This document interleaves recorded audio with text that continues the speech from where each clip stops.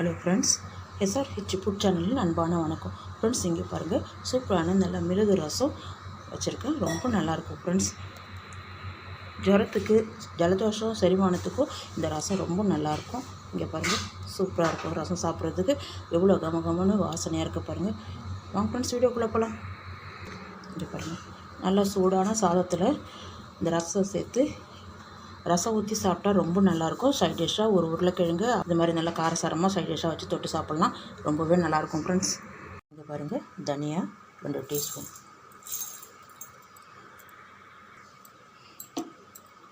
மிளகு 1 டீஸ்பூன், சீரகம் 1 டீஸ்பூன்.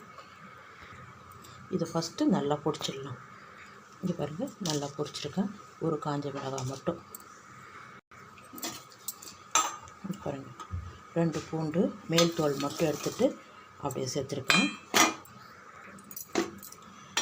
கருவேப்பிலை 2 கொத்து, பூண்டு 2 முழு பூண்டாக எடுத்துருக்கேன். இதையும் நல்லா பொடிச்சிட்டு வந்துடலாம். இங்கே பாருங்கள், நல்லா பொடிச்சிருக்கேன். இங்கே பாருங்கள், புளி தண்ணி ஒரு எலுமிச்சம்பழம் சைஸுக்கு புளி எடுத்துருக்கேன். நல்லா கரைச்சி வடிகட்டி வச்சுருக்கேன் பாருங்கள். இங்கே பாருங்கள், ஒரு 4 டீஸ்பூன் எண்ணெய் விட்டுருக்கேன். 1/2 டீஸ்பூன் கடுகு, உளுத்தம் பருப்பு, ஒரு 5-6 வெந்தயம். கடுகு நல்லா பொரிய ஆரம்பிச்சிடுது. காஞ்ச மிளகாய் ஒரு 4,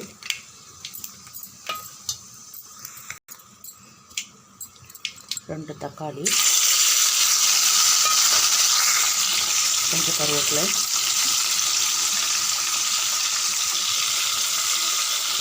பெருங்காயப்பொடி நல்லா 1 டீஸ்பூன் ஏற மாதிரி கூடுதலாக சேர்த்துருக்கேன்.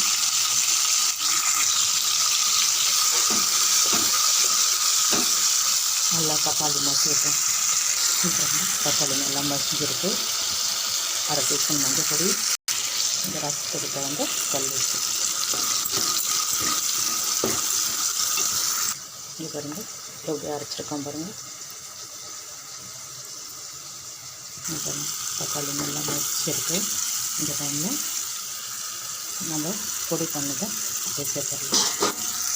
பாருங்கள், எல்லாமே சேர்த்துருக்கோம். இது கூட சேர்ந்து இன்னும் ஒரு 2-3 நிமிஷம் வதக்குது. நல்லா வதங்குதுன்னா நல்லாயிருக்கும்.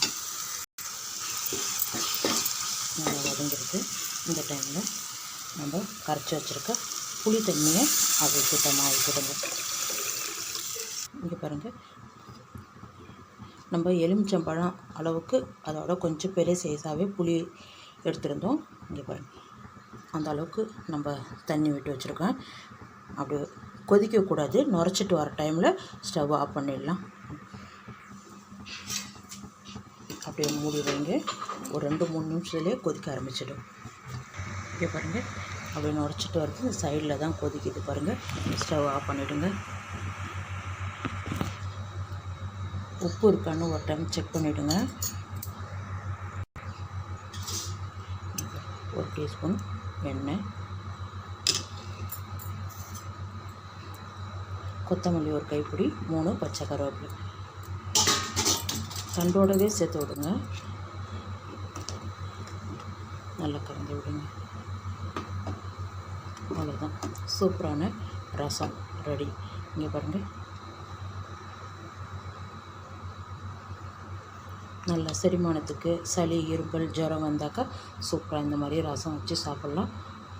சரியாயிடும். இங்கே பாருங்கள், அப்படியே சுட சுட ஒரு டம்ளரில் ஊற்றி கொஞ்சம் வெதுப்பாக குடிக்கிற பக்குவத்துக்கு எடுத்து குடிக்கலாம். ரொம்ப நல்லாயிருக்கும். இங்கே பாருங்கள்,